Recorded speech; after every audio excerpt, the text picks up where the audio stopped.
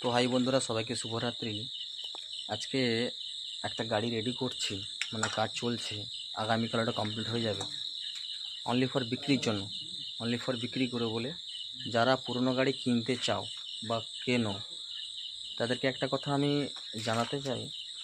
সবসময়ের জন্য তোমরা যে গাড়ি নেবে, ডবল চ্যাচিস মানে দুটো চ্যাচিস দেখে গাড়ি নেবে।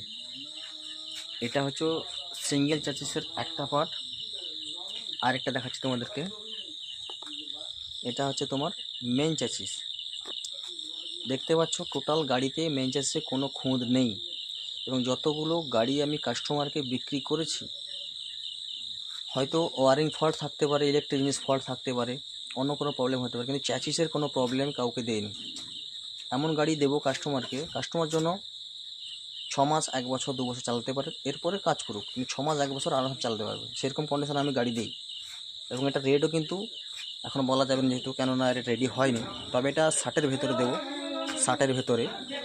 গাড়িটা কিন্তু অল কমপ্লিট করে, অল রং টং সিট কভার ওয়ারিং কাজ থেকে অল কমপ্লিট করে। এবং এর গাড়িটা তুলে নিয়ে এসেছিলাম অনেক দূর থেকে। তো গাড়িটা আজকে কমপ্লিট, মাজা কমপ্লিট হয়নি।